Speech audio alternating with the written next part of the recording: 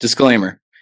Next Generation carriers and guests are individual union members speaking in a personal capacity, and they do not represent the views of the NALC, the United States Postal Service, or any other entity that is spoken on this program. If you enjoy our podcast, please subscribe to our monthly email newsletter. Go to nextgenerationcarriers.com/email. Fill in your name and email, click subscribe. Also, if you would like to get in contact with us, the Next Generation Carriers podcast, send us an email at nextgenerationcarriers@gmail.com. Do not be shy. Good morning, everyone. Today's episode, we have Michael Rivera. Michael Rivera, what branch are you from? I'm from branch 70, San Diego, California. Who is your branch president? Ricardo Guzman. I see here that Ricardo Guzman is the Concerned Letter Carriers chairman. So, my understanding is Branch 70 has brought you up on Article 10 charges because you posted to social media. Is that correct? That's correct. All right, we're going to talk about that tonight. But first, let's do introductions. My name is John Murphy. I'm a city letter carrier out of Naples, Florida, branch 4716. I'm going to let Greg introduce himself. Greg Samoluk, President, Branch 334, Framingham, Natick, Ashland, Massachusetts. Been a letter carrier for 23 years this month. Awesome. Chris Bersampieri out of Branch 18. I am based out of Abington, along with 24 other towns that I could list, but that would take way too long. I'm Marga O'Neill. I'm a city letter carrier out of Des Moines, Iowa, branch 352. All right, cool. Before we get started, most people probably are not aware of this. There is something called the LMRDA, the Labor Management Reporting and Disclosure Act. This guaranteed certain rights to union members and imposes certain responsibilities on union officials. Union members' Bill of Rights. Union members have 1. Equal rights to participate in union activities. Union members have freedom of speech and assembly. Union members have voice in setting rates of dues, fees, and assessments. Union members have protection of the right to sue. Union members have safeguards against improper discipline. This also makes prohibition against certain discipline. A union or any of its officials may not fine, expel, or otherwise discipline a member for exercising any LMRDA rights. So, Michael Rivera, when did you start with the post office? Started back in 2012. I started as a PSC, worked that for about a year, and then when the CCA position was created, jumped on to being a city carrier assistant in 2013. Not exactly a great time, but at least you made it. Welcome. One of the first waves, right? Yeah, literally. Oh my God. Yeah. And so I've been, since you've been a city carrier, you've been with Branch 70 the whole time? the whole time. And you've been pretty active with your union? More so the last couple of years. In the last couple of years, what do you mean? By going to union meetings and getting mobilized? Attending union meetings, getting mobilized, advocating to attend go to the Fight Like Hell rally to actually do it. Initially, Branch 70 wasn't going to jump in and participate, but after speaking with Ricardo Guzman, through conversation, we were and pushing it within my station. It was a good turnout. We actually pulled it off. Can I jump in for a second? Yeah, go for it, Greg. Why did just off that? Why would they originally not wanted to do the Fight Like Hell rally, in your opinion, or did they give a reason? They didn't want to align with Renfro. I remember talking to Ricardo about, because I had called my national business agent about, did we order any stuff for the Fight Like Hell rally? They said no. No one put up any order from Branch 70. And I called Ricardo. I was like, we should start ordering stuff. He's like, we're not gonna do this. We don't even know how many people are gonna show up. I'm not gonna order anything. I'm not gonna lie on a document saying that we're gonna need this much X amount of shirts. What if I get too many extra large shirts and you're small, Michael? I mean, like that kind of stuff. And I was like, That's a good point. Yeah. Why yeah, call a rally? What if Why? there are too What? many shirts? Chris, think Jesus. about the right. shirt. Chris, think about the shirts. That is, I really, Yeah. man, I mean, why do bands go on tour? Say no one buys a ticket. Like, what kind of straight? I mean, you book a rally and then you organize members to show up. I mean, and I just, and this is, I know this is a thing, but like, this isn't like a president rally. It's a union rally, right? Like, good. I hope people do come out. So I want a good contract. Like, that's why I'm doing this. Who cares who's putting it together? But okay, just a weird way to look at things. That's all. I mean, Chris pushed for the actual day that we got our most recent rally, right? I And might have. I don't think anybody would argue that Chris is Brian's best friend, but No. Chris and I think Next Generation saw that, and we've said it, if this helps the NALC as a whole, not a caucus within the NALC, then it helps everybody. And I would say if you're gonna be the leader of that caucus, whatever helps the NALC as a whole is the needs of the many outweigh the needs of the few there. So if you get if for some reason we get 200,000 people to turn out, not everybody's going to get along. It's probably a positive thing. So Right. no, that's the only thing I had about that. Why he refused to go. I mean, do we even have 200,000 shirts for these people? That's the real thing that I'm really worried about. What if anyway? But yeah, like that's the whole point. You're supposed to have a rally. You don't. I mean, that's how politics divides us. We don't like. I don't care if Satan himself was leading our union. I'd be out there like at a rally because, like, yeah, I know he's the devil, but like, I need a good contract, okay? And who voted for this guy would be two questions I'd have. But like, that's the point. We're supposed to be beyond politics. All right, there's an election coming up. Make your point then. But Jesus, I mean, you're selling out your own members just to what? Just to be petty, or I don't know. Just that's terrible. But yeah, that goes on. So anyway, sorry. No worries. But union participation, that's one of the driving points of like going to these meetings and like attending is to get active and to participate in a common cause. And there isn't much muster behind anything out of a branch that we have about like 2,000 and up members. From the 2 years of trying to be active within the branch, it just, there was a lot of stagnation. I could tell you out of the 2 years, there was only like one training course, and that was just maybe last month for route inspections that had started last year. Out of the 2,000 members, 2,000 plus members in your branch, what does an average union meeting look like? How many members show up to a union meeting? Or is it mostly retirees? Yeah, 40 to 50. It's a good mix of retirees, people within the area, maybe some folks that are, supportive of the branch officers and kind of just, they have their ear. So, and there's a lot of, there are a good, there's like a handful of folk that are interested in the union and just want to keep abreast of activity or lack thereof. Okay, because I bring this up because you're currently a paid delegate to the 2026 NELC convention, correct? Actually, I'm an unpaid delegate. I had missed a few. I had to miss a few meetings, so I was unable to be a paid delegate. So I'm unpaid.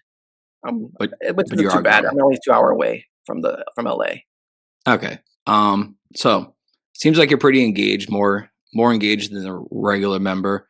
You attend union meetings, you attend rallies if need be, and you're going to the convention in a few months. So why are you on this talking about Article 10 charges? It seems like you're an ideal union member. You show up to union meetings and you show up to union activities. Why is your branch 70, bringing you up on charges, on Article 10 charges, which for the people that don't know, this is to kick you out of the NALC, to make you a scab?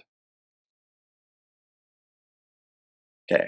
Well, not only is it Article 10 charges against me, it's the fact that a year ago I had put in charges against our executive council for standards that they weren't following. They weren't following a standard. They weren't following resolutions. They weren't following the Constitution. I filed those charges, and at that same branch, they adopted that in a vote of solidarity. Now, fast forward to a year, I'm filing appeals to an election that was full of improprieties, and I'm trying to hold my branch to a standard that we should all be expecting. And because of that, uh, I've been getting a lot of intimidation tactics, a lot of pushback, and ultimately charges. Can you go into what the intimidation tactics were? Well, when I've had a grievance that needed to be filed regarding a 1767 that was given to me late. My VP, George Elias, gave me the runaround, and for weeks just didn't do anything. Said it, this doesn't have any merit, doesn't stand. I'm like, procedurally, this guy didn't fill it out right. There's no actual proof that it was actually filed with safety. There was actually they didn't submit it in a timely manner. It's like we had something. This was an easy grievance. Just give me a greasy grievance, and no, he didn't even want to do that. I went to go check the minutes for past meetings, and they would deny me the audio minutes because our branch actually has audio along okay. with written minutes. Our past VP, Charles Lewis, would used to give us the books of every trustee, all the notes of the trustees.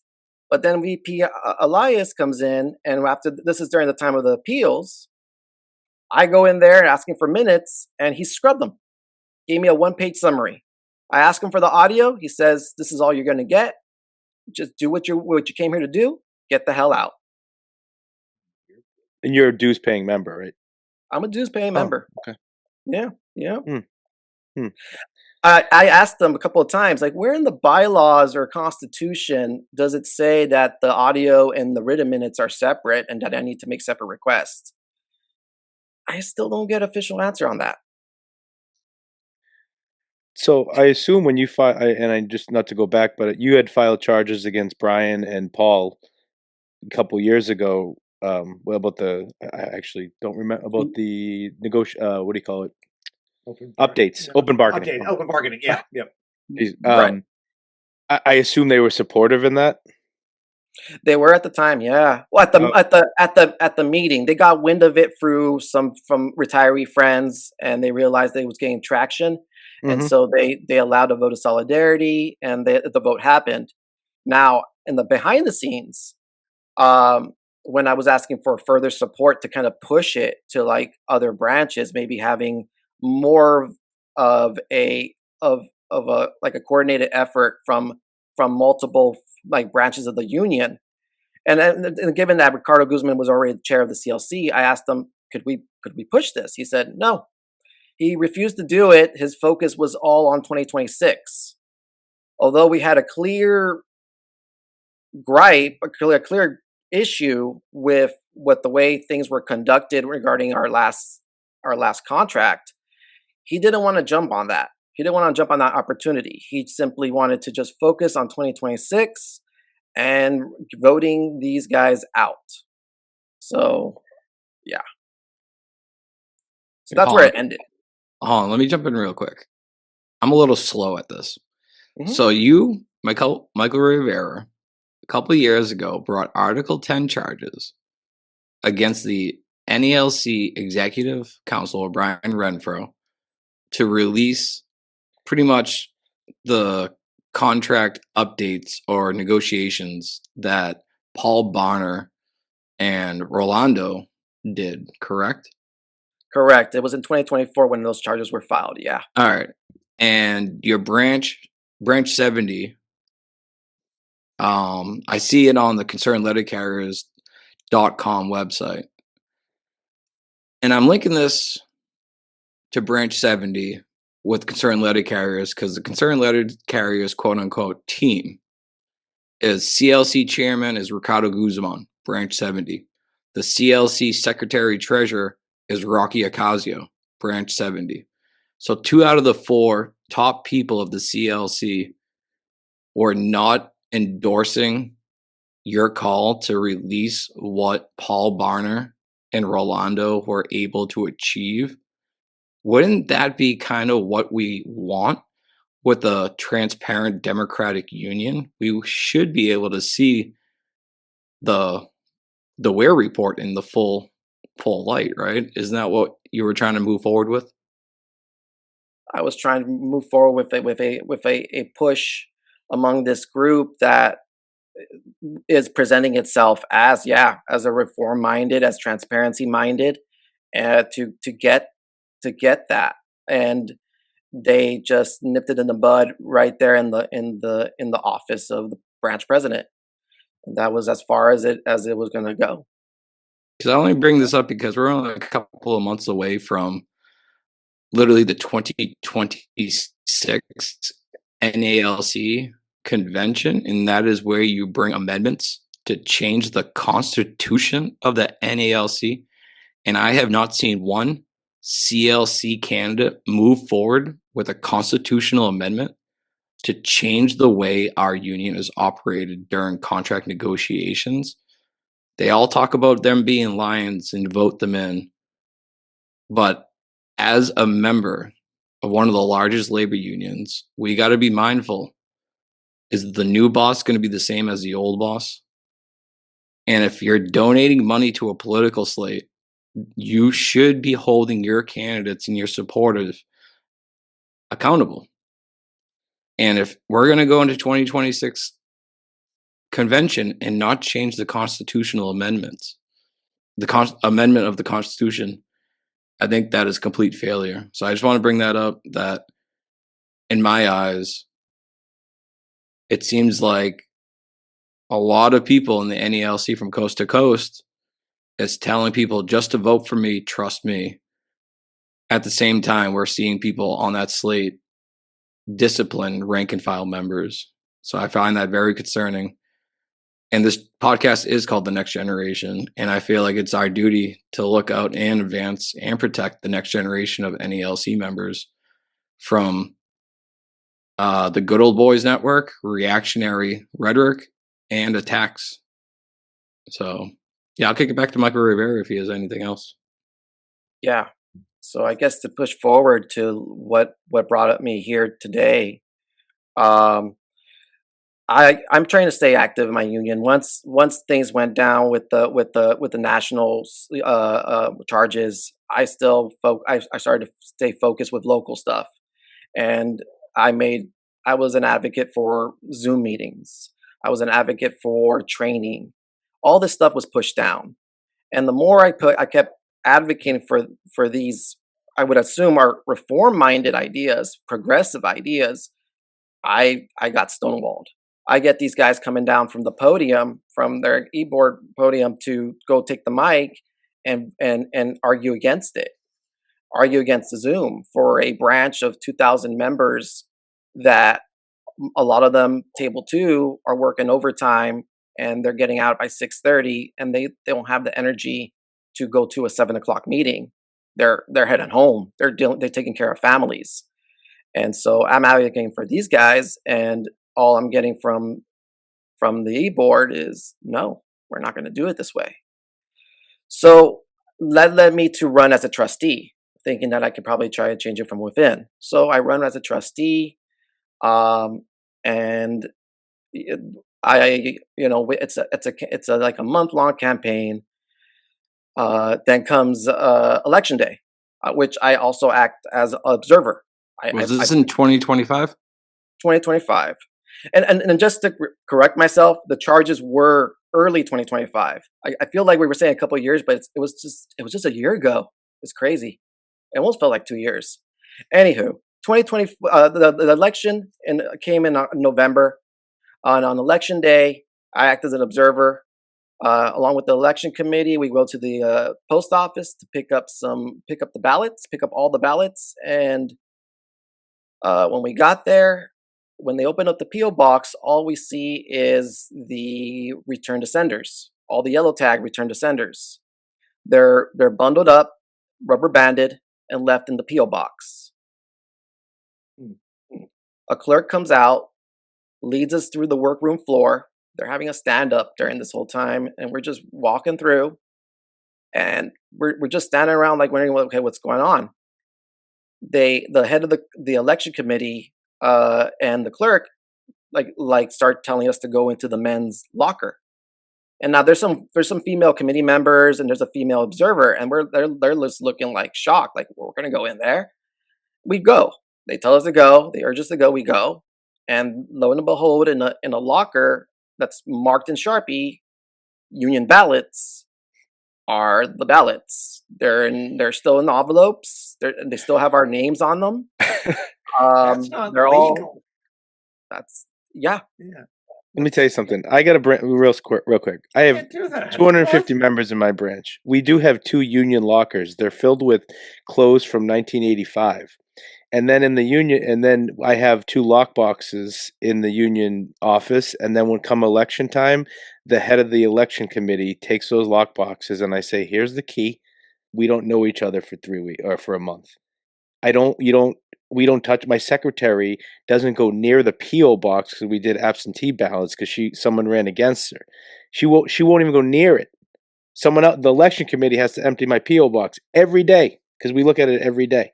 So I can't imagine finding ballots in a locker in a men's room. That is a little odd to me. I'm sorry to cut you off, but that is really odd. It's a fireable offense. It's like this Mail. is against It's mail. it's against handbooks and manuals. It's The against NLRB doesn't. Yeah. This is. yeah. It's not only a spit in the face of Article 21 of our NLC election, but it's also it's just basic common sense postal stuff. We don't take mail to the locker. We get walked out if we do. Right. I guess the question I have is, what members of your branch leadership is working in that post office, or are they all in other office and they didn't know about this? The branch is about like a mile or two away from that location. But it's as from what I can't guarantee. I can't really. I've heard that some people, a committee member, may be out of that station, or used to be out of that station. There are a couple of like normal attendees of the branch meetings that do go to that station. That there are carriers in that station. So we cut you off. You were in the middle. So I love this story. You guys were walking in the locker room. It's like right in the middle of the movie where the action part's going to happen. So you walked in the locker room and then opened the locker, and I assume it's like cash coming down of a safe. It's like just a bunch of like envelopes just falling out on the floor, and then they're picking it up. They're putting it in the white tub, and we're asking like, is this normal? And our election committee chair says, we do not control how the postal service holds our mail, and it just sounds like an out. We don't push because we just gotta let the process keep going. But I'm notating this. I got my little blue book. I'm noting all this stuff. I also note that the mailing list is out of date. People that were joining the union like in August, they weren't even on the mailing list. They had to get verified, and then we had a manager, which funny enough was my manager on the mailing list. So it was yeah. They weren't a 204B, right? No, full-fledged station manager. Full-fledged. Okay, that doesn't make okay. No, I'm not. I mean, I don't get the story, but this is something the Department of Labor would just jump at. I just feel like with how, like, I mean, I know. I went through an election, and the rules are pretty strict and pretty clear, and it sounds like it violated all of them. I don't know. Like, you can't have access to it. Like, that was the whole thing. You can't have access, but it's in a locker in the men's room.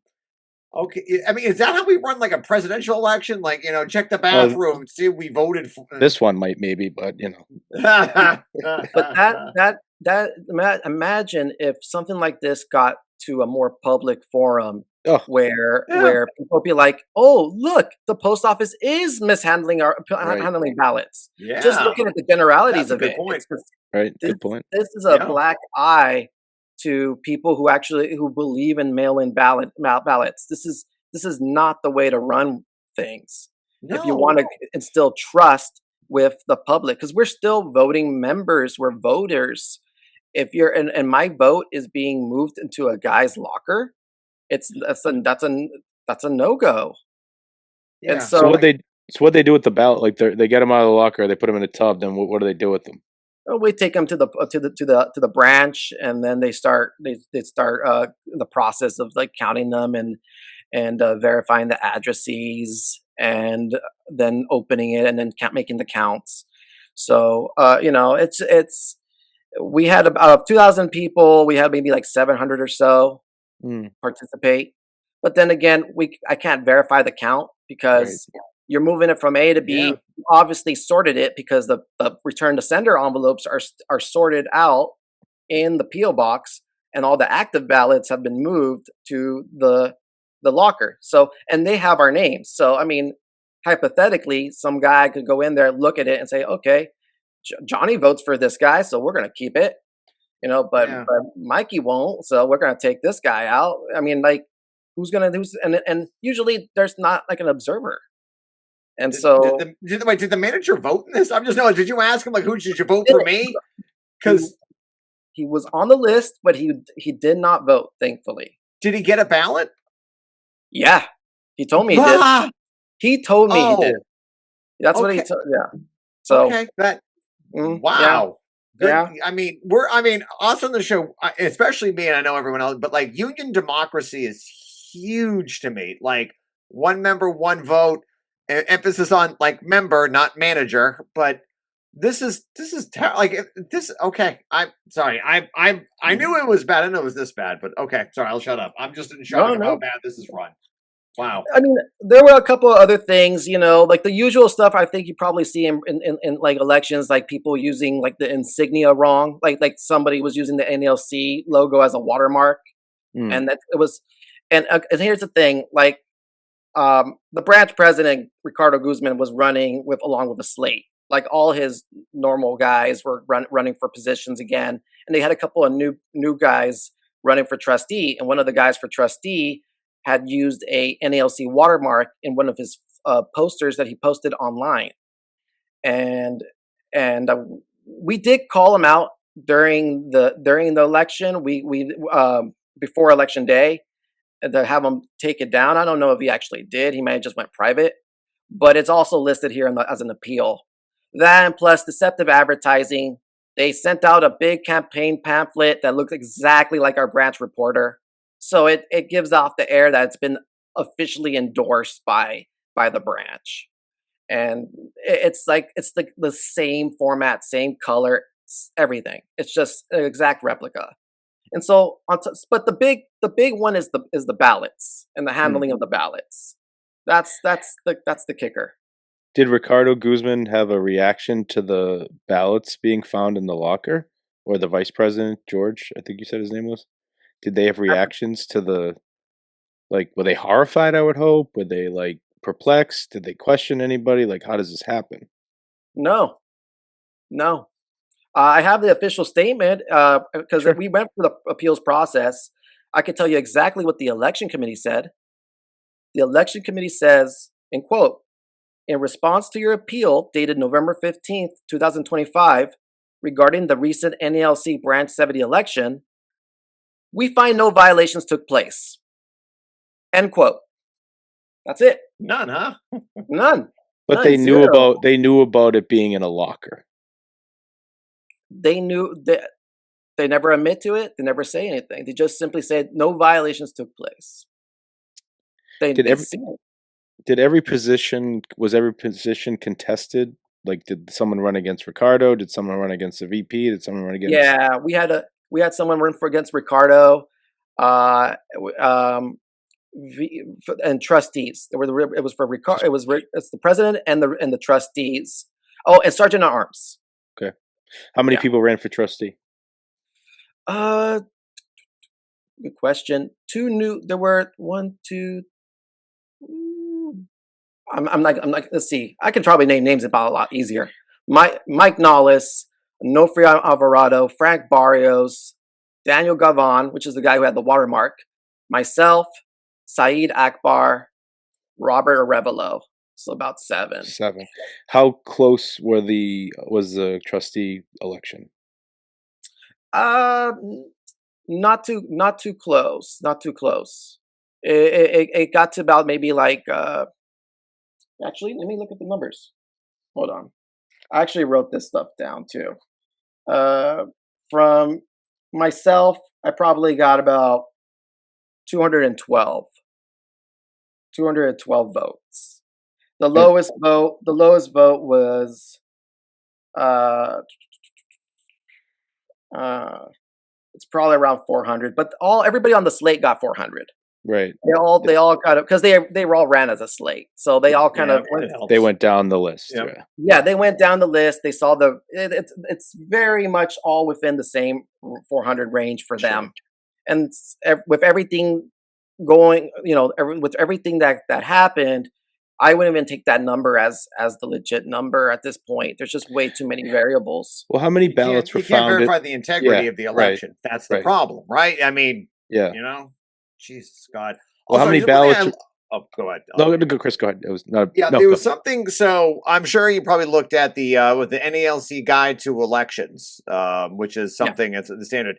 So this is 5.12 in it, and it just simply states on section 1.5, mailing lists must be up to date. Correct.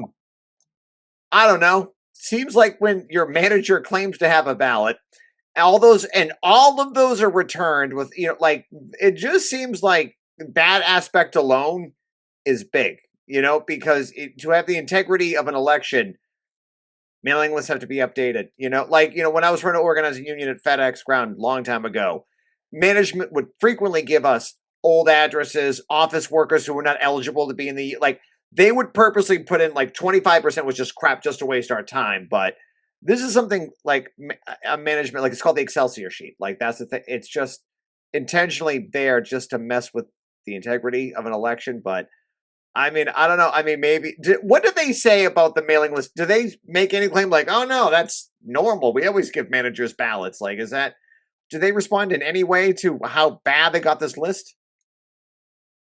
Yeah. So when I kicked it up to the e-board, they wrote a little bit more of a response, and so this is the response that the e-board gives to me.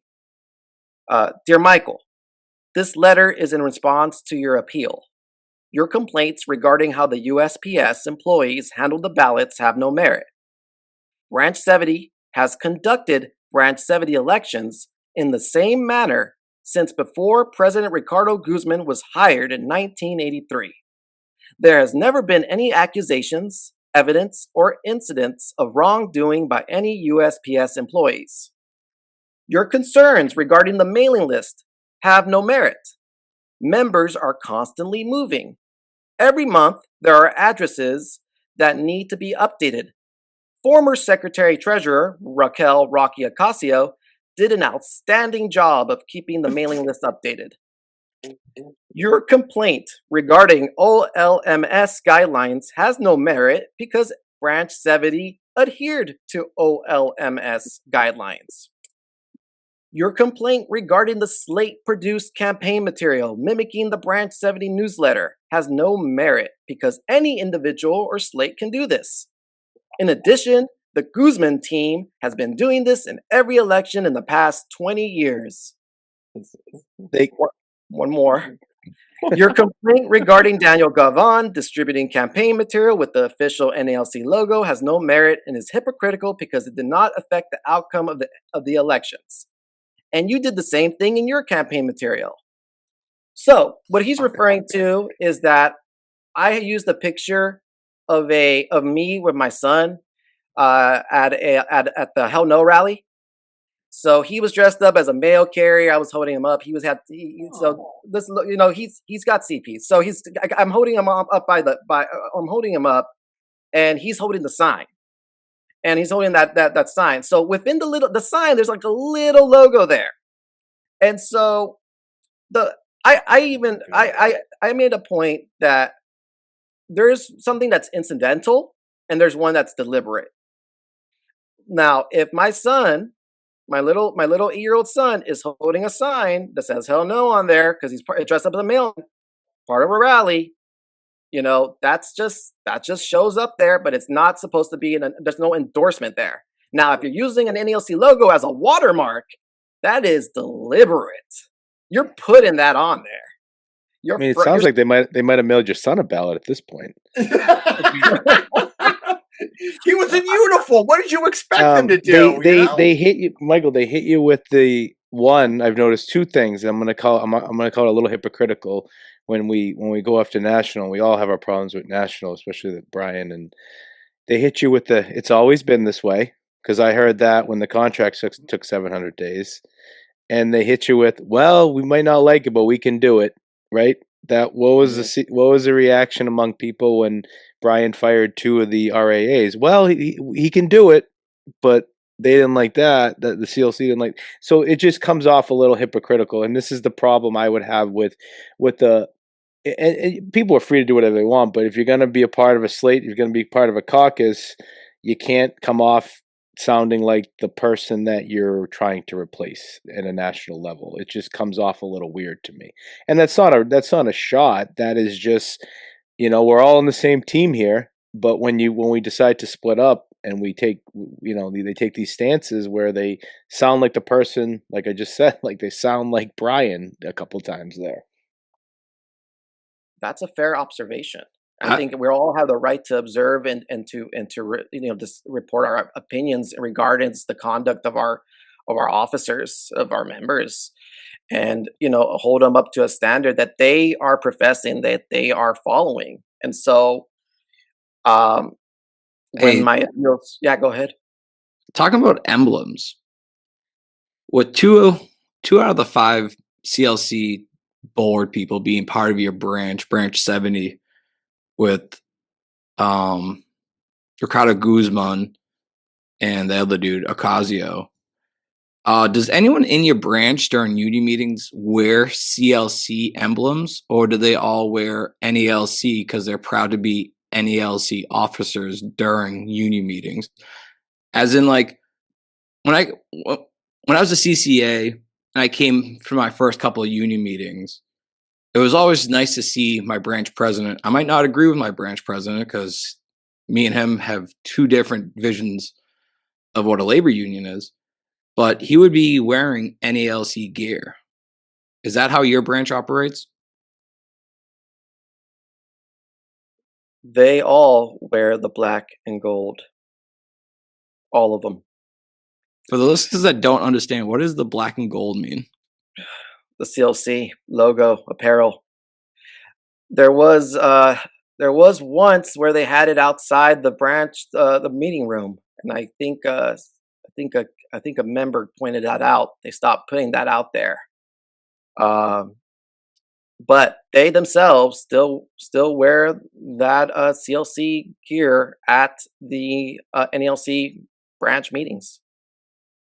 Okay, and they're sitting and they're in their official capacity. Correct. Right? Like, yeah, it's one thing if you're walking down the street and you're wearing it, yeah, but they're wearing the shirt of the band they're going to go see. That is, I mean, that's weird. But like, also, it just doesn't seem like you can't, right? Like, it's your official capacity. You can't put like. It's very partisan. It's probably not illegal. I mean, actually, I don't know if it is, but it just doesn't. It doesn't seem right. I don't know. Chris, if you're a brand new CCA, I'm going to just say it. If I'm a brand new CCA, branch 70, and I walk in, I just joined the NALC. I went to the training. I had this cool instructor, probably someone like Gus we have out in here, Boston. Gus and Vinny are instructors. Gus Fernandez, friend of the show. Yep. They sign you up. Oh my God, I'm so proud. I had a president come in, fire me up. I'm gonna be a member of the NALC, and then I walk in and I see what the hell is the CLC? Yeah. Right. I thought I was the NALC. I thought we were. It's I don't know. I don't Rank and know. file, yeah, it's fine for rank and file members to wear that, but not elected officials in their capacity, right? Like, I think that's all we're saying. And when the meeting's over, meeting's adjourned, bam, put the shirt on. I don't care. But So I guess that I don't like that. the next question is, were you the only one that spoke up, or is there kind of a hostile environment inside the union meetings because everyone is wearing non-NELC gear? Or are there multiple people speaking up against the election debacle? There were three candidates who filed appeals. They filed appeals within days, and as of right now, I'm the last active one. It's but I would say that the room itself is very much now trained to go along with the status quo. Where every applicant was dealing with a uphill battle to try to convince the room of the improprieties that happened. And so when we did that, we filed and we got our initial responses. We had one drop, then the second one dropped after getting their response. I think they dropped right before the e-board. I don't remember them getting an actual response, but during that time, I posted these appeals up on Facebook on member pages. I wanted to make sure that to have full disclosure of what was happening out here in Branch 70. I wanted the process to be shown, similar to my charges earlier that year. I wanted the members to know what was going on and make their opinion as they wish, based on just the information that's coming out of 70. So I do this, and in the whole meantime, December comes along, and the president's up there warning of people of making untruths or false statements. There will be consequences. He does that on an official capacity, while also asking us to vote as a branch to pay for James Henry to come out for the holiday party. So I mean, it was kind of a rough December meeting. Yeah, so James Henry, who for anybody who doesn't know, is the chair of the Committee on Appeals, National Committee on Appeals. So he would ultimately hear out our active appeals if it reaches national.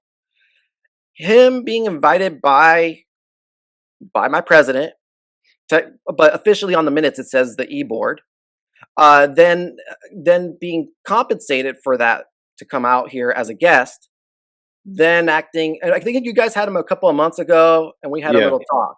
Yeah, you came on at the end. Yep. Oh yes, yes, yep. I remember. Yeah. So he came out there to also install the officers that were in the middle of a disputed election. So the optics weren't so great, and that's why I came on and I had the little chit chat with Henry at the end of that pod.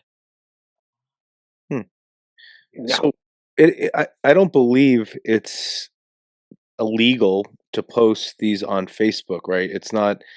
I'm looking at it right now. I mean, Why would- under the LMRA, right, it says officer elections, union members have the right to run for office, secure a secret ballot, and protest the conduct of an election. Black and white. That's right So from there. what's the problem with it being on Facebook? Like, if the charges don't hold merit, then they go to the appeal board and they get voted down or they rule against you.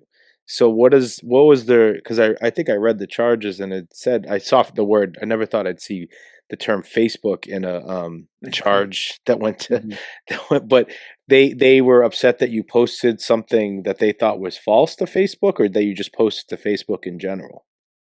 They thought I was spreading untruths that were written by a other candidate who filed their appeal. Although, from my understanding, if they had an issue with a statement out of an appeal, the proper channel would have been a response that answers those statements. Right. But instead of doing that, they decide to charge the person who is posting this publicly and creating this false, what they believe is a false narrative. They have yet to prove the contrary to this candidate's statements. So and since that candidate, that appellant, just backed out from their appeals, they wanted to go with the messenger, and so it was me. I was the guy who posted it. I didn't edit it. I didn't co-sign it. I didn't endorse it. I just posted it for information, and I put it just that for that, for information.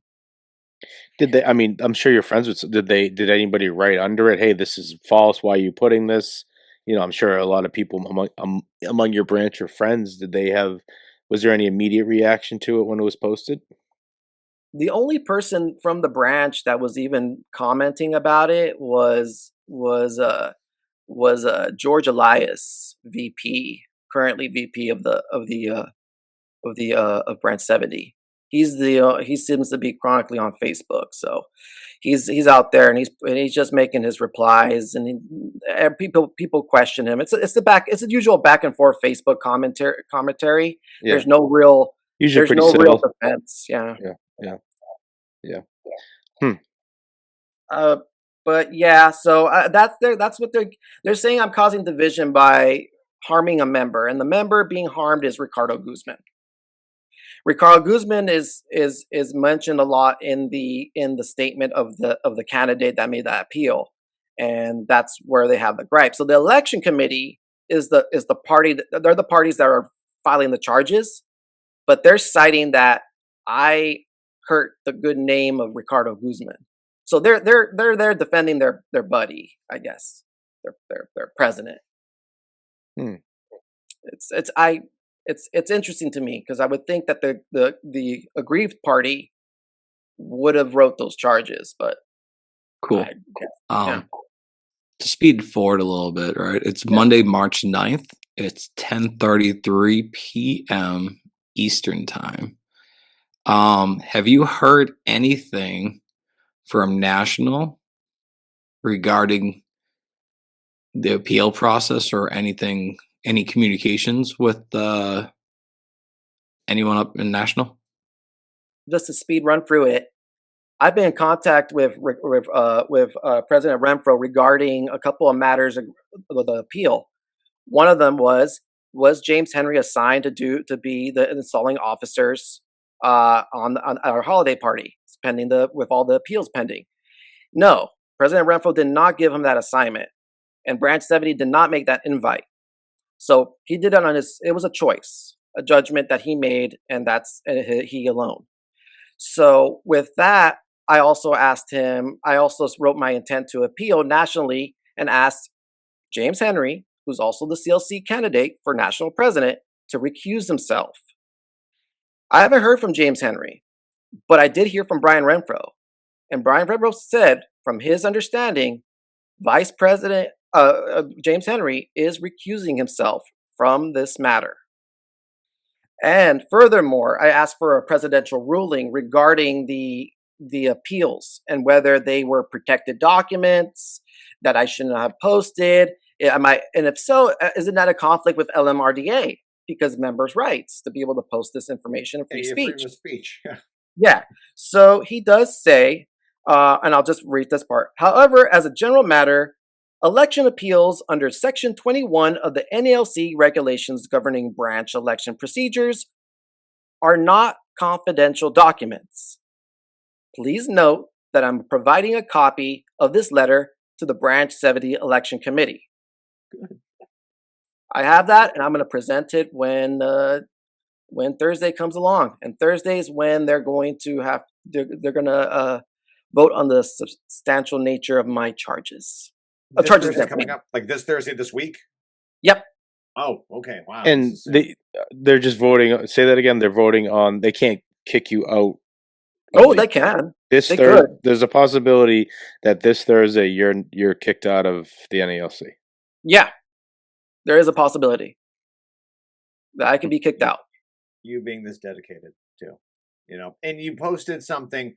Now, it's one thing if this was a confidential document. I get that, right? You're not, you posted someone's medical information, and the union that's messed up. But this is free speech. You have everybody has it's a public document. The way the Supreme Court kind of rules it is that social media is like you talking to your coworkers. That's considered work. You can do that. Like, hey, Chris, how'd your appeal go? Here's a copy of it. Didn't go well. That's covered. I'm is the next so the next step. I know a little bit about this process. So the Department of Labor handles elections. Is that what they'll tell you is exhaust everything in the NELC with your union internally, and then once everything is completely done, then you go to the Department of Labor. Is that the strategy you have, or is that what you're doing? Exactly right. Okay. Exactly right. This All last right. step is the National Committee on Appeals, and once that's done, then if it's unsatisfactory, we'll proceed with the Department of Labor. Right. And have you reached out to them, I'm assuming, already just to tell them what's up, or do they know? No, not like officially. I made one call. I asked a few questions, got a couple of resources, but Okay. nothing filed yet. Okay, because they'll yeah, because usually the person I talked to once, this is a separate story, but they sent me a very detailed email, like they gave me instructions step by, and they also tell you, remember, as we all know, dates, timelines, like deadline, you have to file within X amount of days or whatever, appeal the whole process. You appeal the election and everything too, and I'm assuming all that fun stuff. Yeah, that's the That's part thing of in it. process right now. Yeah, that's going And, to that's what national. you said in process. Okay, Right. there's a lot of moving parts. Right. Yeah. Yeah, And yeah. you can Well, imagine the stress I'm on. yeah, and I'm going to just ask you this. And one thing is this, and I think members might have to appreciate this. How awkward are those union meetings? Because at the end of the day, every meeting you go to, they're all going to be there. They all know who you are. They know, is it, has it dissuaded you from being active in your union? Have you are you still going to meetings? Because I get it might be kind of weird to be in the same room with these people, especially when eight you're mo- outnumbered. 8 months ago, a guy, retiree, used came up to me after I spoke on something and said, "You're going to be up there on that e-board one day. I know it." It's 8 months later, he's saying, you're causing division. If you keep this going, you should just stop. If you don't like how it's done here, you should be a clerk." And he says that on the mic and pointing to me. Well, because I was, and it's like, wow, from from from from championing transparency and accountability to national to being, you know, exiled here and within my local. Go back to being a clerk. Wow, it's a quick 8-month turnaround, but I mean, wow. as a branch president, you try to encourage people to come to meetings, and it's going to be civil. It's going to be, rah rah. We're going to fight together, and then a couple PTFs walk into a meeting like that, and they're like, "Wait, so this guy's standing up for something, and this is how he's being treated by the old vets in the union." It's just it's not the thing that you want new people that we're trying to get active to see and hear. Um, Go ahead, Michael. Yeah, no, it's not. It's the exact opposite of everything that I would think that a lot of folks that are listening to this and are at least tuned in and are tuned into all the politics of our union, and they have this perception of what this group, the CLC, is all about, and about reform and about change and empowering the member. What they're doing right here is the exact opposite. It's you're demonizing him, you're ostracizing him, you're gonna kick him when you're gonna kick him out. You're gonna just bury this guy, all because he's asking for just accountability for a systemic errors. I when I write my appeals, I'm not pointing fingers at anybody. I'm saying systemic failures, systemic failures. You just want them to do it right. Be better. Do it right. Don't put it in a locker.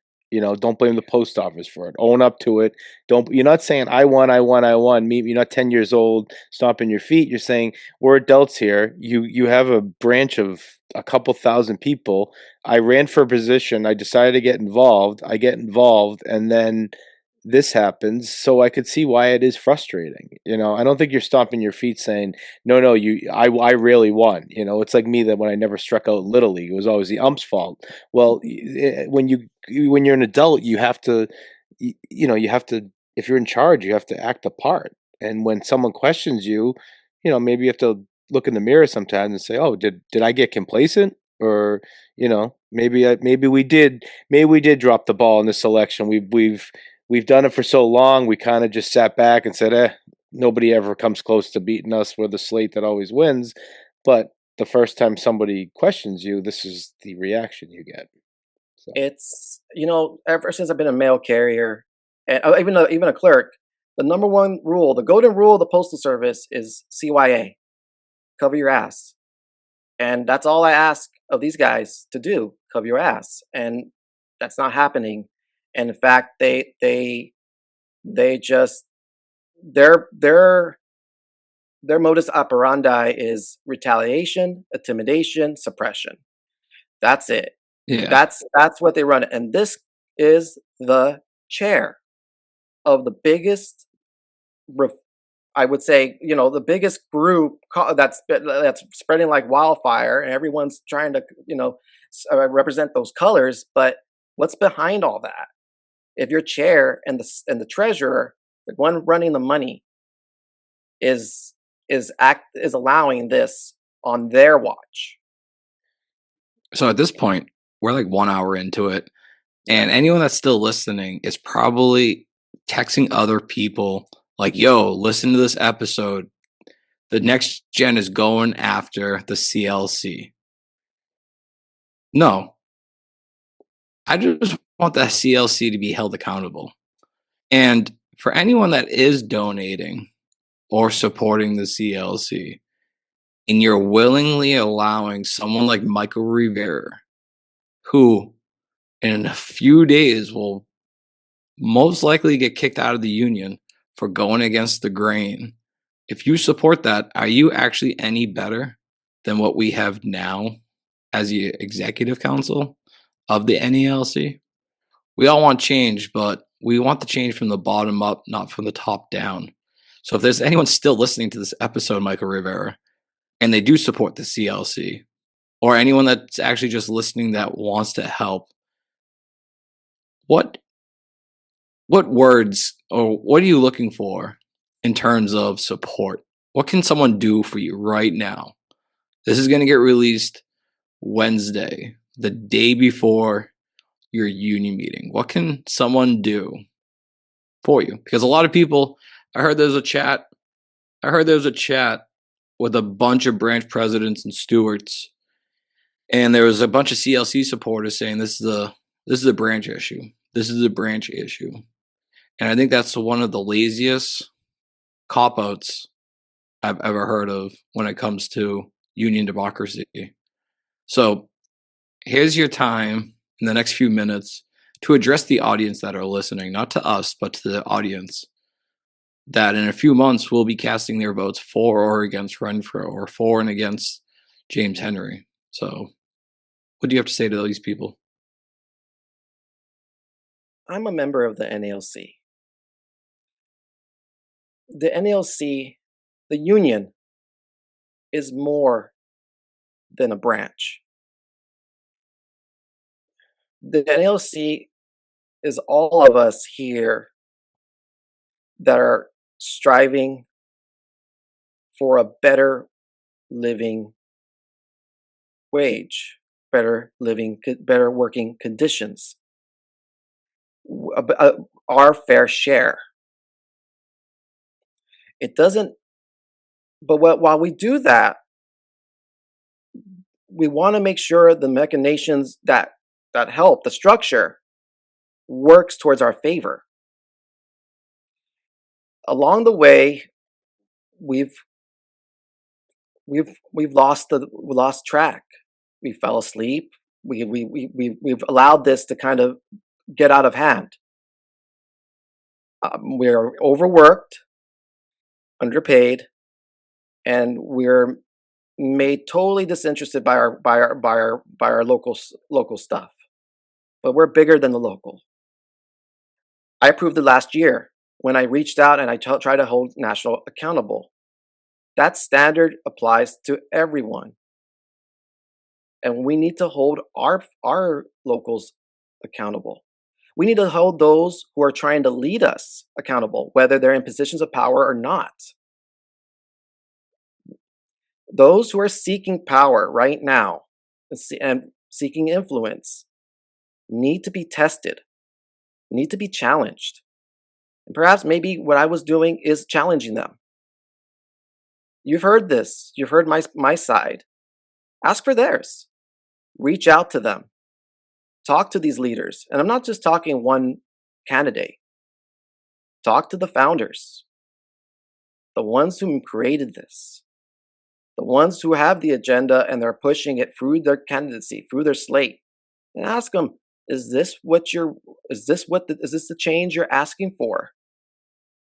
Is this what we're going to expect? Is this a sign of things to come for any member who pushes against their